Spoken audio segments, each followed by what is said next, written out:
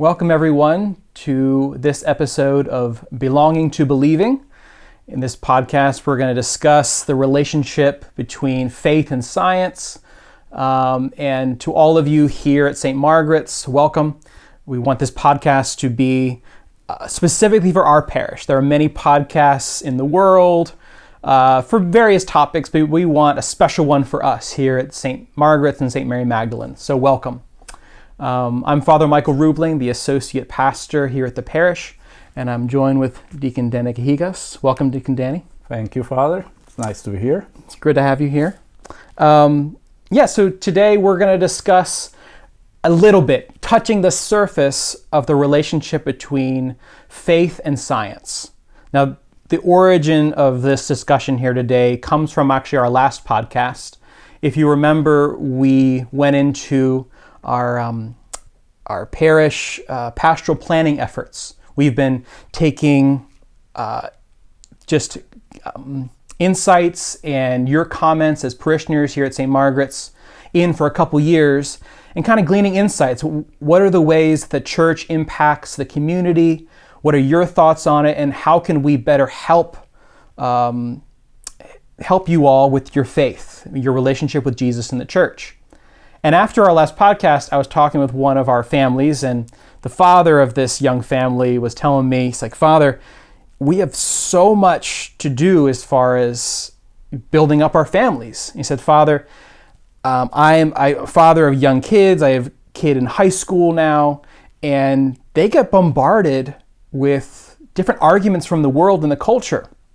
And Father, it's not that I don't want to help them. It's not that I'm resistant to the teachings of the church. I just don't know what to say. I don't have arguments. I don't know where to go. And he said, Father, if you could help us, that would be awesome.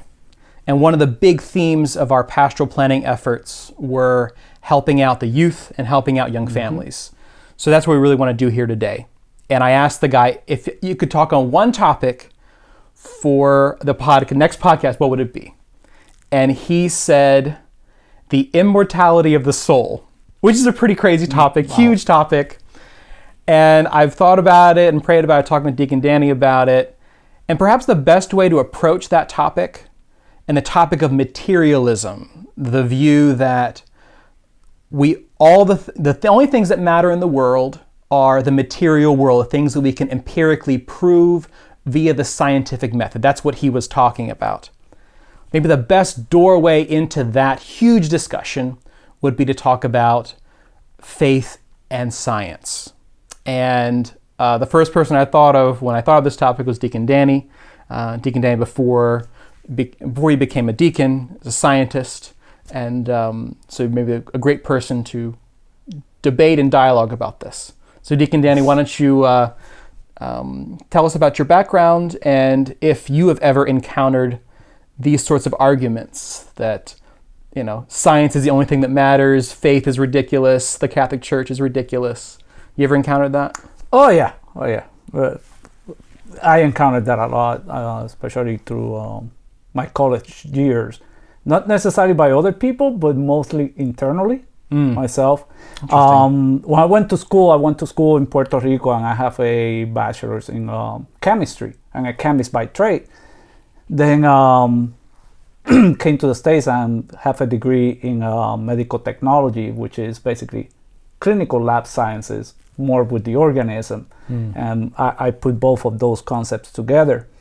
When I first started studying chemistry, it was cool, it was awesome, this is how everything works, chemistry is the essence, there's no room for nobody else. Everything happens by chance. And I started questioning myself all this as well. Yeah. Is there room for faith in this? Yeah. Or not? Then I started working in a research lab, what was my first job with a pharmaceutical industry. And a lot of my coworkers were also the same way, thinking that, no, it's science. If it can not be proven, there's no room. Just pitch it. Just pitch put it out to the side. Yes. Put it out to the side. But then in my years, I guess it's true when people say when you get older, you get wiser. I started question a little bit more, because I always have that kind of mentality of questioning and approaching things on a different way that everybody else approaches things. And I started thinking, wait a second, science is all about order.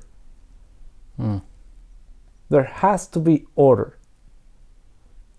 If there's order, there must be something bigger than what I think it is that is making this order to happen. Yeah, something that orders the order. Exactly. And we know it as a creator. Yeah. And that's where things start coming a little bit more into perspective for me, more clear in my microscope. Yes, your microscope. Looking through the microscope of life, that's when things start coming a little bit clearer and clearer and clearer. Right, right. So if you were talking to some of your colleagues or this father and his kids who are struggling with the relationship between faith and science, what would be a way that you would kind of open the door to them for this topic? Okay. The way I would open it is think about two loves. Okay. It's two loves, but both loves are for the truth. Okay? Is the same as if you love music, you have love for instrument, but you also have the love for the theory of the music in order to be able to play an instrument or to sing. Right. Two different approaches to know the truth. Okay? So it's the same, in a way, it's the same way. You have faith and you have your reason, which is we call science. So I'm going to be probably interchanging this term, I faith, figured. science and reason.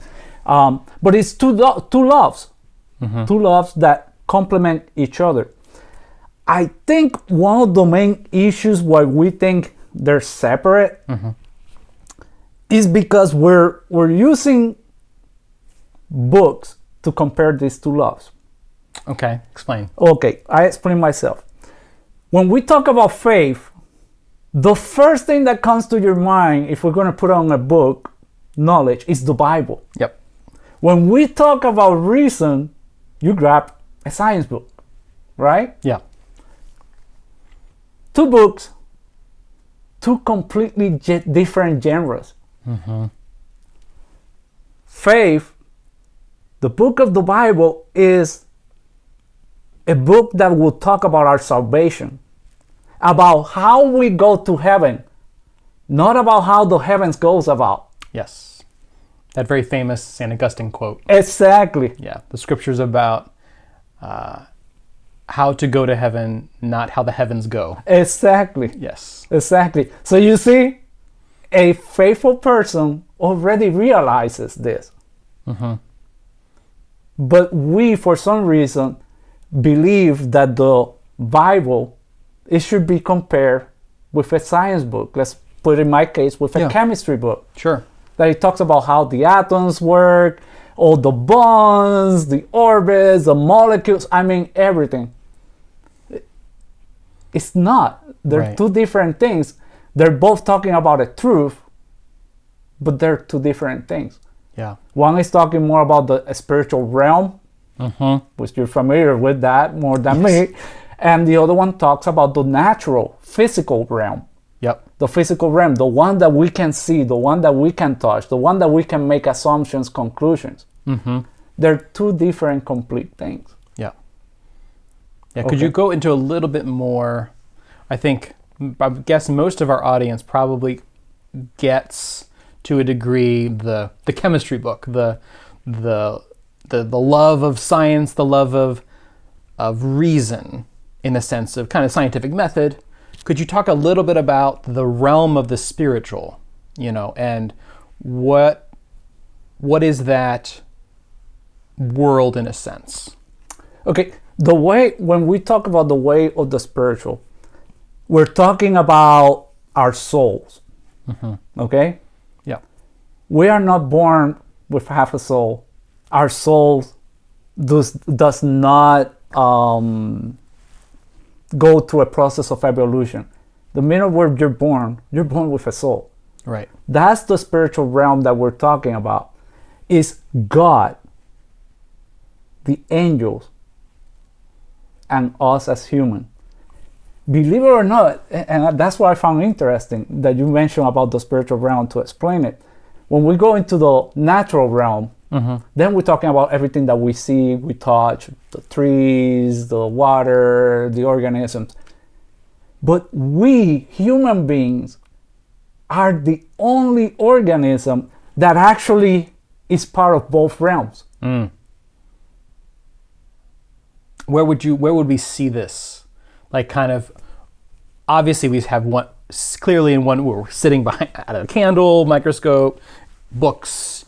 We clearly have one foot in the physical realm, but how do we see our other foot in the spiritual realm? What are some ways that we could show this, or we can see it? We see it on the way we act, but it's more in our feelings. Okay. In our feelings. Let me ask you this. Why is it that the human being is the only living organism that is always seeking for that higher power? Right. Yeah. It shows that we're made for something more. There's our hearts or soul or something about us longs for something deeper or higher. Exactly. As smart as dolphins are, I don't see a dolphin university studying philosophy or the purpose of dolphin existence or the purpose of dolphin suffering. Even through the beginning of civilization, even before Christianity, there was always something that the human being is searching for, that spirituality, to fill that gap. That observation can only take you so far. Right. See, you can see it, let's say, the Egyptians. We know that we're not believing in God, but they did believe in a God or multiple gods. They have that need to believe in something else. Yeah. And something, not just something else, but something unseen that we're going to make seen. Exactly. Like, there's that, something unseen, like, why do we put gods, the ancient peoples, but even ourselves, like, why is God in the heavens? And it's not so much physically in the heavens, but like beyond the created world. But yet we need to make, because we're human, we're tactile, we need to also make him or it or whatever like visible somehow. We're both. But it's just we're trying to put God. We got to realize God is outside what we know as universe. Yeah. It's like if you look at the Harry Potter, you read at the book of Harry Potter. Yep. You get to read every single page, and you get to know every single character. Right. And even the towns and the school and everything, right? Yep. But what is the one thing that is missing there? I don't know. The author. Right. That's true. Which it gives life to the whole thing. Yeah. Right. I can't find J.K. Rowling in the pages. You won't. No. It's almost like, remember hearing a story when Russians sent the first cosmonauts into space, and in a atheistic society, the cosmonaut looked out into space with all the stars and said, I don't see the God. I don't see a God. I don't see a God. See everything, but I don't see a God. Yeah. And it's like, no, we're not understanding the true concept of God, nor the true concept of the spiritual, because God stands outside of time and space and creation, just like the author J.K. Rowling stands outside of her creation, the Harry Potter series. And the spiritual realm is connected but distinct from the tactile, created, scientific world. But they're not. They're connected but distinct. Oh yes, connected but distinct. They're really, really connected, interlaced, but they're really distinct. Let me give you another example. Yep. When a person falls in love, okay, I make my observation. When I fell in love with my wife, I make the observation. I look at her, or I like how she looks, how pretty she is. I started looking at her behavior, how she reacts with these circumstances and this other situation, her eating habits. One thing I know about my wife is that if she's eating, I cannot stare at her. But don't tell her that, okay? I won't tell her. Your secret's safe with me. I found that cute. I mean, you start observing the person. Yep. And that's your science. That's your scientific method. You start making your assumptions and start making your observations. Mm-hmm. Okay? But that only is going to take me so far into getting to know her. Yeah. But I don't know what is deep in her heart. Right? Mm-hmm. I have to take that by faith. Whatever she tells me, I have to take it with faith and I have to believe it. Right. But at the end, I'm coming to the conclusion of my wife, the true person of who she is. Yeah. Another example, I can come right now, I can cut a tissue of you, I can put it under the microscope, I can take it to analyze, I can take blood samples, I can take DNA, I can take anything from you. And I will know this much about Michael Rowland. Yes. The rest I have to take it by faith because I don't know about your feelings. I don't know about your heart. But here's the thing, Father.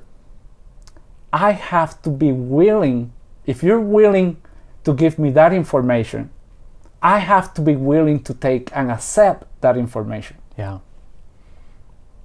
And that's where this new generation is having the disconnect. Yeah. They wanted everything to be proven. Well, there's part that you have to go into faith, but you have to be willing to accept that information. Yeah. You know, this reminds me of kind of, I think a struggle we have in today's world is like a false understanding of faith. Because I think the world often views faith as like a leap into nothingness. Like faith involves no evidence, no gathering of information. You just step off a cliff. We talk about the leap of faith.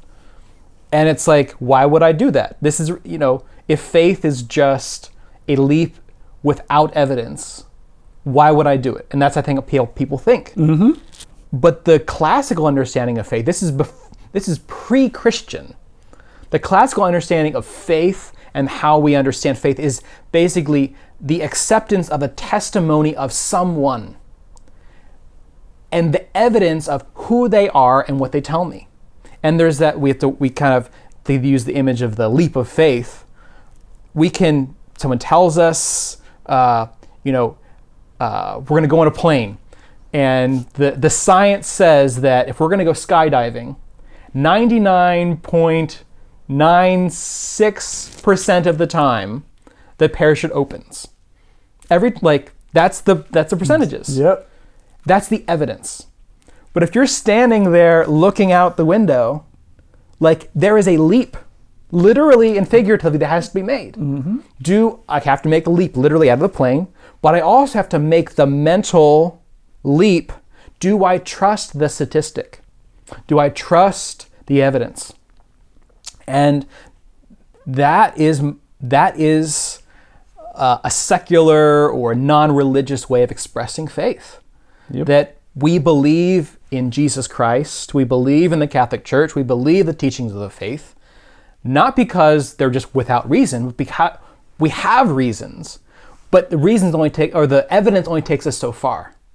And at a certain point you have to say, on the evidence that I have received, I make the next step. That is the leap of faith. And that, I don't think people understand that kind of definition of faith. No, because it's hard. It's like you said, because we don't see it. I have to see it 100%. And unfortunately, that's not going to be the case. Right. I mean, look when Jesus resurrected and appeared to the apostles. Yeah. Doubting Thomas, right? Yeah. Unless I put my finger here and there. And what happens? Okay, I'm going to show you. Jesus comes. Yeah. And he was able to touch, and then he believed. And what were Jesus' words? Yeah. Blessed are those who do not believe. Yes. Who believe without seeing. Yeah. Yep. You see? Yeah. And that's beautiful, but that little scene, You know, I love doubting Thomas in that scene because it's like he's us, and I love like because he's like, I will not believe. It's this kind of that mixture we have in any act of faith, which is like, I've seen evidence, but I'm choosing not to assent to it. I'm making the choice. And Jesus steps in and shows him, like, no, you have to, choose to believe. Mm-hmm. Be believing, not unbelieving. It is hilarious because Sir Isaac Newton, used to say that he couldn't find a scientist. If he finds a scientist that it does not have faith, that's not a scientist. Mm. It was hilarious when he mentioned that. And in a way, it is true. Because when a scientist is trying to prove something, he's jumping with that leap of faith that whatever is my hypothesis is going to be true. Right. Because it hasn't been proven yet. Right. Yeah. Yep. So, in a way, every single time I hear a scientist tell me, oh, I'm an atheist, or I don't believe, or I don't believe in faith, that, wait a second, if you're making this assumption that has not been proven, you're actually taking a leap of faith that what your assumption is, you're trying to prove is going to be correct. Yeah, yeah. Right. Because if not, then why are you trying to prove something? Yeah. Yeah. The very act of scientific investigation has aspects of faith. Yeah. Well, speaking of Sir Isaac Newton, could you take us through maybe a handful, of people who, like scientists, who were men or women of faith? And I know one, I don't know the name, but the creator of the Big Bang Theory. Oh, well, do you want to go in order or do you want to go all over the place? You go in order. Okay. I just pitching out what I know because I don't know a lot about this subject. I'm going to give you a few examples of people who were made great contributions to what we know as science right now. Yep. The first one was Nicholas Copernicus. Okay. He was actually the one who came up first with the theory of the heliocentrism. Or heliocentrism. Do you define that for our audience? And for me. Okay. Heliocentrism was, at the beginning, they were thinking that the Earth, which is geocentrism, the Earth was the center of the universe. Okay. Copernicus, with his observations, they didn't call it heliocentrism at the time. It was more Copernicism. But he was the one who came up first with the theory that the Earth was not in the center of the universe, that it was the sun. Mm. Okay? Right. Which it was who helped then later Galileo, which he was one of his disciples or his students, to come up with the concept of heliocentrism. And Copernicus, believe it or not, and when I started doing my research, he was a third order Benedictine. Okay. And third order Benedictine is, there's an order, the Benedictines. We have different orders in the Catholic Church. The Franciscans, who follow after St. Francis of Assisi. The Dominicans, who follow after St. Dominic. The Benedictines are an order that follow after St. Benedict. And a third order is a layman, so a non-ordained cleric or non-ordained person who wants to follow in the special way of a various religious order. So he was a third order Benedictine, which means he wants to follow the special path paved for us by St. Benedict. Mm-hmm. Then you have another one that comes to mind was Francesco Maria Grimaldi. Okay. And his contribution was that he was observing the light passing through a peephole, right? Mm. And when he saw the light, he saw that it was not coming straight as we see it with our normal eye view, but it was taking the form of the sphere. Mm. It was coming on a conical wave.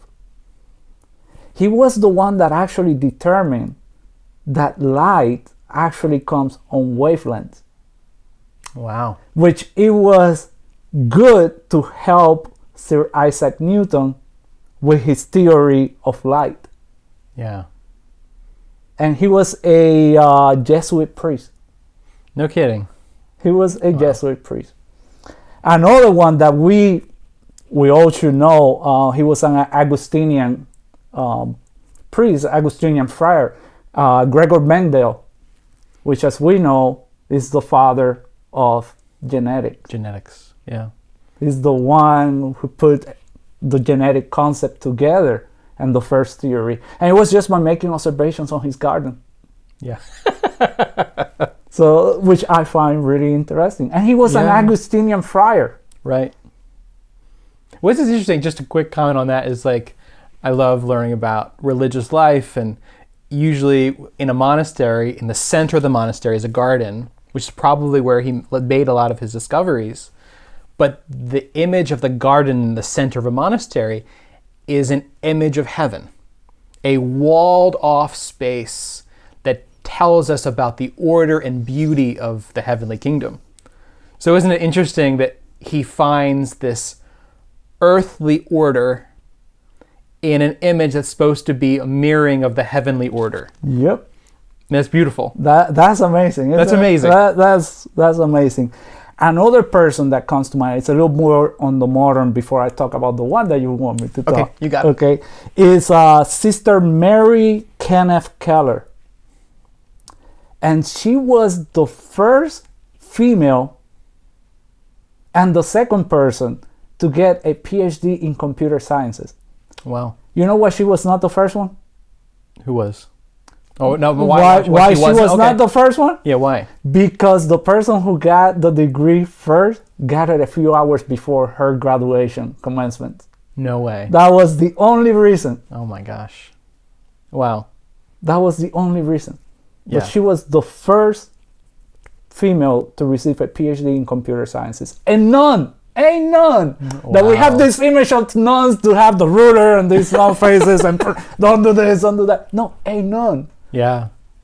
That's amazing. That's pretty awesome, isn't it? That's pretty awesome. That's pretty awesome. Not to mention, that science basically came from the church, because as we know, the church was the one who instituted all the universities. Right. Promoting the knowledge. Go search for more. Yeah. Now, last but not least. Okay. The one that you want to know. Yes, the one I want to know about. And forgive me, because I will butcher his last name, but it's George either Lemaitre or Lemaitre. Okay. He was a Catholic priest, an astronomer, and a physicist. He was the one who came up with the theory that the universe was expanding and expanding and expanding and expanding until we hit the Big Bang. What I found really, really interesting was that Einstein was not too thrilled about his theory because it was way too modern, too revolutionary for the time. And he had to convince Einstein of his theory. Wow. Until Einstein said, you know what? Yeah, you are correct. Right. That's amazing that we take the Big Bang Theory as the first words that pop in my head are a scientific fact. Like, of course. But even Albert Einstein had to be convinced that the Big Bang Theory was plausible. And the person who convinced him was a Catholic priest. Who happened to be a physicist. That's amazing. The little bit that I studied about the Big Bang, for me, was a big eye-opener. Because it talks about the expansion of the universe. Well, at the time, there was all these atoms just bouncing everywhere like crazy. Yeah. Right? And there was nothing, and they were bouncing but like crazy. The pressure was not the correct pressure, temperature would, so they were just bouncing. It was chaos. Mm-hmm. It was total chaos. And what happened was that conditions became perfect. Order. Right. Here comes the order. And that's what created this Big Bang. Yeah. Order. Right. For that to happen, there's got to be somebody or something that orders it. Exactly. That orders created the right conditions at the right time, at the right millisecond for this to happen. Yeah. And for me, that only happens if there's a creator. Right. But even taking a step back from even an orderer who orders the atoms, the molecules, whatever. But why are there atoms to begin with? Mm-hmm. Why is there anything to be ordered? I mean, it's interesting. We go from like the Big Bang Theory and then, the creation, or the creation, I guess I'm trying to use my words precisely, but like time and space kind of come from that, the universe. All that is, we can look at it scientifically. But to ask the question, like, what was before the Big Bang Exactly. is a philosophical one, is in a sense theological. Like the most basic philosophical question that there is why is there something rather than nothing? Why believe in something rather than not? That's correct. And like if like all scientific investigation comes from the answer to that question, essentially, because we're asking the why of things. And from that, we see an ordered universe, and God holds these rules, these laws in place that we can study them. And there are patterns that we can study, and, the scientific method rolls on from there. Mm-hmm. It is, again, they're both going towards the truth. Yeah. And they both complement each other. Right. Unfortunately, and I wish I knew why, we don't believe that they compenetrate, that they don't go hand in hand. Yeah. And they do. Yep. They do go hand in hand. But we have to be able to accept this truth. Mm-hmm. At the end, it comes back to you. It comes to that spiritual realm where we have that free will.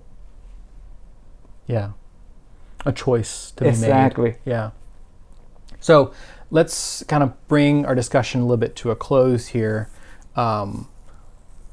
Once again referencing this father of this young family, and I'm sure many other parents and young people, teenagers, college students, young adults, what would be some practical takeaways for this discussion? If we get into a conversation, what would be some things you would want people to remember? Remember that they're both seeking the truth. Okay. That's the first thing. Faith and reason. Faith and reason, they're both seeking the truth. Yep. And they go hand in hand. Mm-hmm. Also remember all the contributions that we have made, the Catholic Church has made to science. Remember, universities as we know it, it was a concept by the Catholic Church. Yeah. It was the church. And it was for that, to get people's brains to foster that mentality of go, search for knowledge, for truth. Yeah. It has never been against it. Okay. The third one, please do not use the Bible as a science book. Yeah. Because it's not. Right. It's not a science book. It's about how for us to get to heaven. Mm-hmm. It's not about how the heavens go. Right. Okay? And use the science book about how nature works. Yeah. It's not about our faith. Yeah.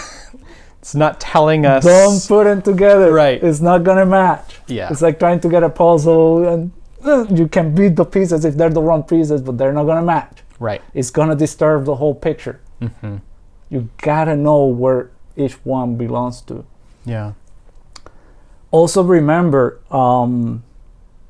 with that in line about the Bible being about faith, also remember the Bible was written way before modern science was actually even a concept. Mm-hmm. So you can't expect the Bible to explain science. Right. Right.